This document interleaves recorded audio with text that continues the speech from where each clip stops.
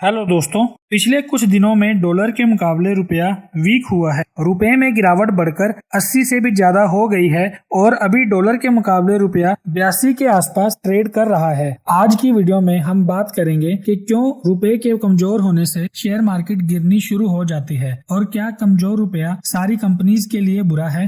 दोस्तों, जैसे इकोनॉमी में तेजी और मंदी का दौर आता जाता रहता है, वैसे ही मार्केट में भी बुल फेज और बियर फेज चलता रहता है। मार्केट कौन सा ट्रेंड फॉलो कर रही है उसे समझना बहुत जरूरी है। मार्केट ट्रेंड को समझने के लिए कई तरह के इंडिकेटर्स होते हैं, जैसे कि technical indicators like moving average, price action और कुछ fundamental indicators. Fundamental and technical indicators further दो तरह के हो सकते हैं, लीडिंग इंडिकेटर्स और लैगिंग इंडिकेटर्स। लीडिंग इंडिकेटर्स वो होते हैं जो फ्यूचर मार्केट मूवमेंट को प्रेडिक्ट करते हैं, जैसे कि बॉन्ड यील्ड या फिर क्रूड ऑयल प्राइस। इसी तरह लैगिंग इंडिकेटर्स वो होते हैं जो पास्ट ट्रेंड को एनालाइज करके मार्केट में बुल ट्रेंड या बियर ट्रेंड को कंफर्म करते हैं, जैसे कि अनएम्प्लॉयमेंट रेट और कंज्यूमर प्राइस इंडेक्स। आज हम ऐसे ही एक फंडामेंटल इंडिकेटर एक्सचेंज रेट के बारे में बात करेंगे। दोस्तों, एक्सचेंज रेट एक देश की करेंसी की वैल्यू को दूसरे देश की करेंसी से रिलेट करता है। एग्जाम्पल के लिए,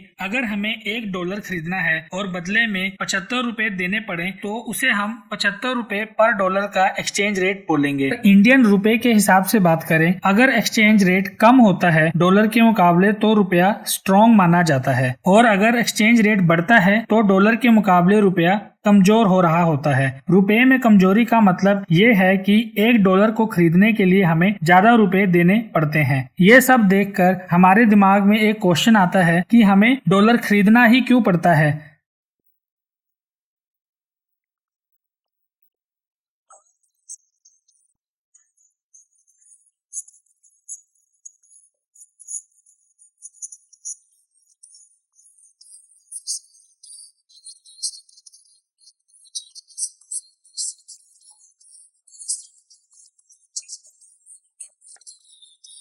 वहीं अगर आप किसी दूसरे देश को कोई चीज बेच रहे होते हैं तो आप एक्सपोर्ट कर रहे होते हैं। Mostly India crude oil, medicine के लिए एपीआई, कुछ प्रीशियस मेटल और इलेक्ट्रॉनिक आइटम्स इंपोर्ट करता है। इसके अलावा engineering products, IT and software services and automobile, ये सब चीजें एक्सपोर्ट करता है। मान लीजिए कोई कंपनी $1 लाख की सर्विस यूएस को एक्सपोर्ट करती है और किसी साल डॉलर का एक्सचेंज रेट 75 रुपए चल रहा है, तो कंपनी की बैलेंस शीट में 75 लाख का रेवेन्यू ऐड हो जाएगा।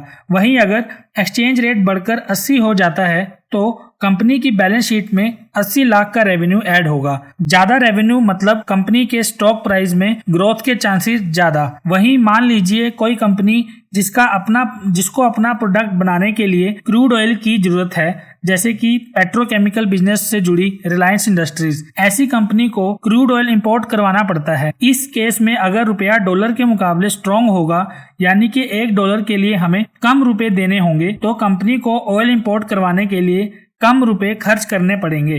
अब अगर बैलेंस शीट में लागत कम दिखेगी तो प्रॉफिट मार्जिन ज्यादा होंगे और कंपनी का शेयर प्राइस ऊपर जाएगा। इसके उल्टे केस में जब डॉलर रुपए के मुकाबले स्ट्रॉन्ग होगा, जैसे कि 75 की जगह 80 का $1 होगा, तो उस केस में इस कंपनी की लागत ज्यादा आएगी और प्रॉफिट मार्जिन कम हो जाएंगे, तो उसकी वजह से स्टॉक प्राइस नीचे जा सकता है। वैसे रिलायंस इंडस्ट्रीज ने काफी अच्छे रिटर्न बनाकर दिए हैं अपने इन्वेस्टर्स को। रिलायंस इंडस्ट्रीज की इस वेल्थ क्रिएशन की जर्नी को समझने के लिए आप ऊपर आई बटन पे क्लिक कर सकते हैं और वीडियो देख सकते हैं। वैसे मैं लिंक डिस्क्रिप्शन में भी डाल दूंगा, वहां जाके भी आप चेकआउट कर सकते हैं।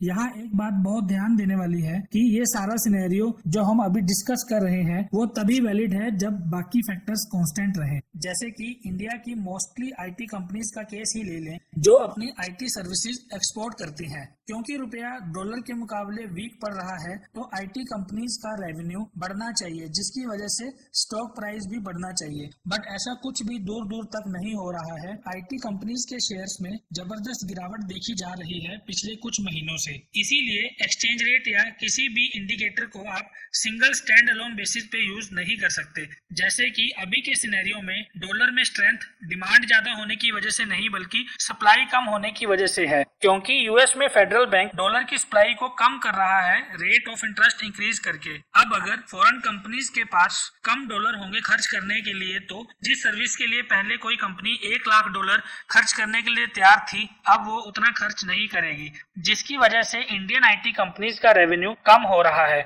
और उसका असर उनके स्टॉक प्राइस पे भी दिखाई दे रहा है। अब किसी भी करेंसी की डिमांड और सप्लाई को इंटरेस्ट रेट से कैसे कंट्रोल किया जाता है वो अलग वीडियो का एक टॉपिक है। दूसरा मेन पॉइंट एक्सचेंज रेट से जुड़ा हुआ ये है कि किसी भी देश की करेंसी की स्ट्रेंथ उस देश की इकोनॉमी की स्ट्रेंथ दिखाती है। जैसे मान लीजिए इंडिया की इकोनॉमी बाकी देशों से अगर स्ट्रांग होगी तो फॉरेन इन्वेस्टर्स भी इंडिया में इन्वेस्ट करना चाहेंगे। इससे ज्यादा डॉलर इंडिया में आएंगे क्योंकि उन्हें इंडिया में इन्वेस्ट करने के लिए डॉलर को रुपए में कन्वर्ट करना पड़ेगा, जिससे रुपए की डिमांड बढ़ेगी और रुपया स्ट्रांग होता जाएगा। तो किसी देश की इकोनॉमी जितनी स्ट्रांग होगी उस देश की करेंसी भी जनरली उतनी ही स्ट्रांग होती है। और अगर इकोनॉमी किसी देश की अच्छी होगी तो वहां की स्टॉक मार्केट भी बुल रन में होगी। तो आज की वीडियो में हमने देखा कि कैसे एक्सचेंज रेट अलग अलग कंपनीज को अलग अलग तरीके से अफेक्ट करता है।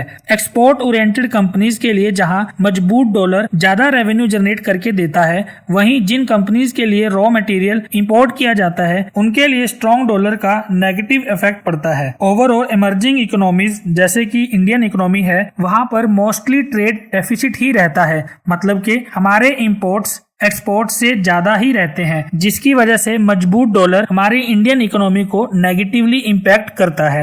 इसी तरह के और वीडियोस देखने के लिए और इंडियन स्टॉक मार्केट के कुछ सबसे अच्छे स्टॉक्स की सक्सेस स्टोरी देखने के लिए सब्सक्राइब करें हमारा चैनल और बेल आइकन को हिट करना ना भूलें। आज के लिए इतना ही, मिलते हैं नेक्स्ट वीडियो में। Okay bye.